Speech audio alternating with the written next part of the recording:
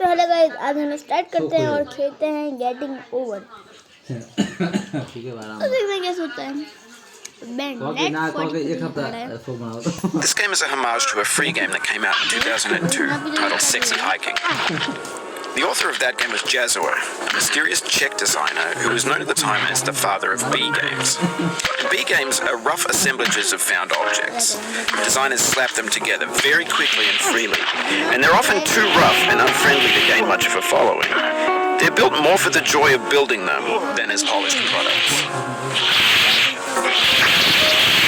In a certain way, Sexy Hiking is the perfect embodiment of a B game. It's built almost entirely out of found and recycled parts, and it's one of the most unusual and unfriendly games of its time. In it, your task is simply to drag yourself up a mountain with a hammer. And that act of climbing, in the digital world or in real life, has certain essential properties that give the game its flavor.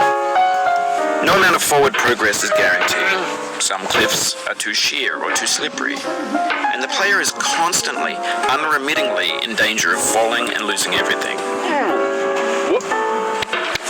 Anyway, when you start Sexy Hiking, you're standing next to this dead tree that blocks the way to the entire rest of the game. It might take you an hour to get over that tree. A lot of people never got past it. You prod and you poke at it, exploring the limits of your reach and your strength, trying to find a way up and over. And there's a sense of truth in that lack of compromise. Most obstacles in video game worlds are fake. You can be completely confident in your ability to get through them once you have the correct method or the correct equipment or just by spending enough time. In that sense, every pixelated obstacle in Sexy Hiking is real. The obstacles in Sexy Hiking are unyielding, and that makes the game uniquely frustrating. But I'm not sure Jazzo intended to make a frustrating game. The frustration is just essential to the act of climbing, and it's authentic to the process of building a game about climbing. A funny thing happened to me as I was building this mountain.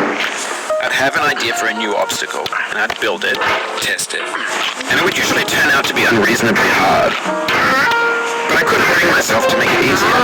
It already felt like my inability to get past a new obstacle was my fault as a player rather than as a builder. Imaginary mountains build themselves from our efforts to climb them, and it's our repeated attempts to reach the summit that turns those mountains into something real. When you're building a video game world, you're building with ideas, and that can be like working with quickset cement. You mold your ideas into a certain shape that can be played with, and in the process of playing with them, they begin to harden and set until they're immutable, like rock. And at that point, you can't change the world. Not without breaking it into pieces and starting fresh with new ideas. For years now, people have been predicting that games would soon be made out of prefabricated objects, bought in a store and assembled into a world. For the most part, that hasn't happened, because the objects in the stores are trash. I don't mean they look bad or that they're badly made, although a lot of them are. I mean they're trash in the way that food becomes trash as soon as you put it in the sink. Things are made to be consumed and used in a certain context, and once the moment is gone, they transform into garbage. In the context of technology, those moments pass by in seconds. Over time, we've poured more and more refuse into this vast digital landfill that we call the internet. It now vastly outnumbers and outweighs the things that are fresh and untainted and unused. When everything around us is cultural trash, trash becomes the new medium, the lingua franca of the digital age. You can build culture out of trash, but only trash culture. B games, B movies, B music, B philosophy. Maybe this is what digital culture is. A monstrous mountain of trash, the ash heap of creativity's fountain. A landfill with everything we ever thought of in it. Grand, infinite, and unsorted. There's 3D models of breakfast, Gen X's fanfic novels, Scan